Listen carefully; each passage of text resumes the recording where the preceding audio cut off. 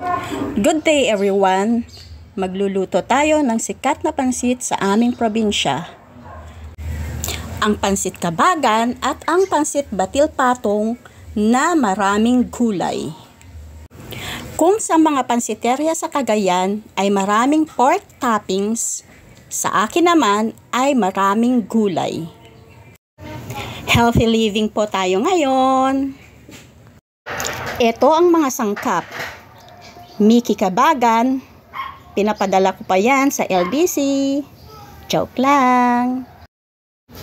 Liver or atay, karne ng baboy, repolyo, sangkaterbang toge, carrots, bell pepper, dahon ng sibuyas,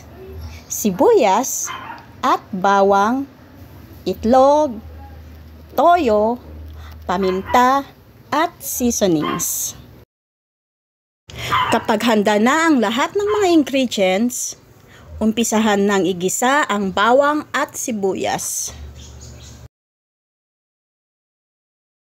Kapag nag-golden brown na ang bawang, ilagay ang karne at isang kutsa hanggang sa mag-brown.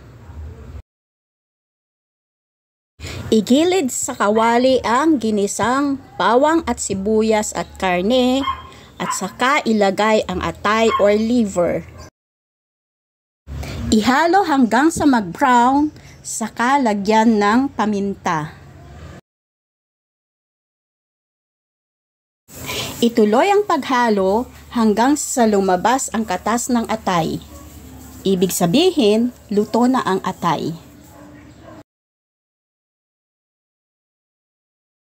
Saka hanguin at ilagay sa isang bowl.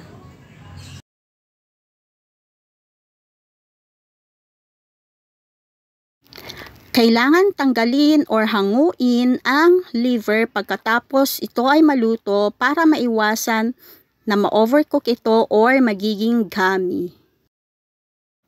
Maghiwalay din ng konting atay para sa toppings mamaya. Isunod na igisa ang sangkaterbang toge. Challenging ang paghalo nitong toge kasi ang dami-daming toge.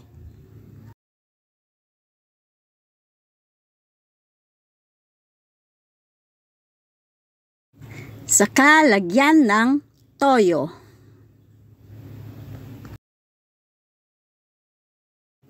Isunod ang repolyo. Ihalo ng bahagya, saka ilagay ang carrots.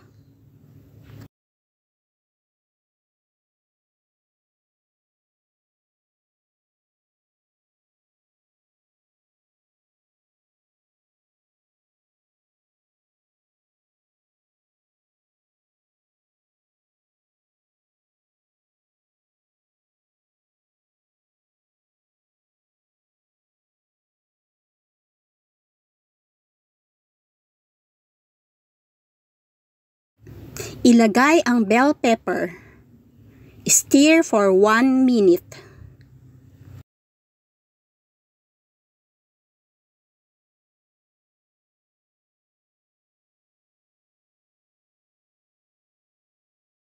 I-transfer ang sangkatutak na gulay sa isang malaking lalagyan.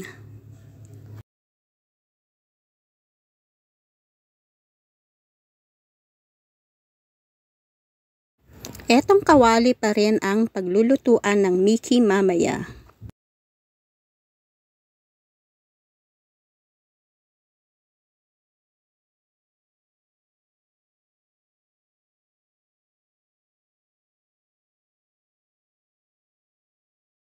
Magtira ng konting gulay sa kawali.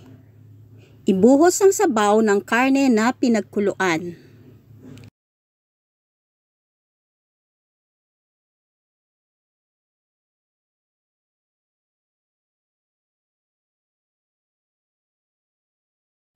Hintayin kumulo ang sabaw.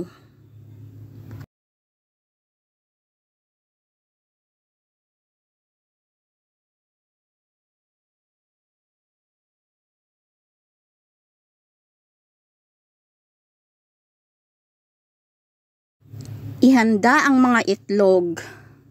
Kapag kumulo na ang sabaw, saka ihulog ang mga itlog.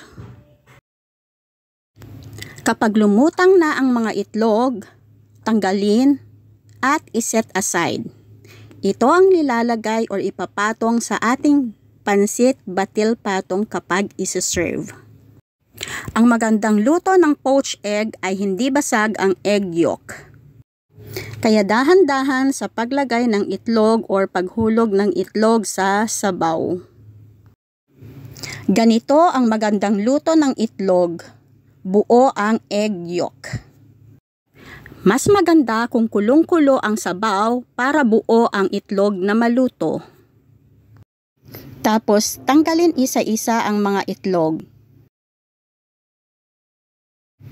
Kapag natanggal na lahat ng mga itlog, saka ilagay ang Mickey.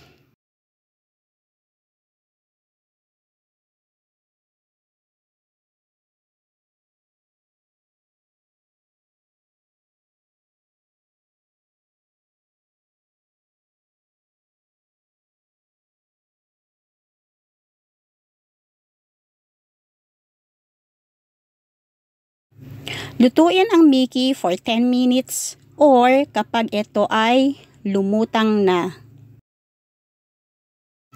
Kapag malapit nang maluto ang Mickey, saka ilagay ang liver. Pero mag-set aside ng konti lang para sa toppings mamaya. Isunod na ilagay ang mga gulay. Magtira ng konti para sa toppings mamaya. Maglagay ng asin at seasonings para sumarap ang ating pansit. Ihalo saglit saka tikman kung okay na ang lasa. At kung okay na ang lasa, patayin na ang kalan. At ito na ang pansit. Ilagay sa bowl ang pansit kabagan at lagyan ng sabaw.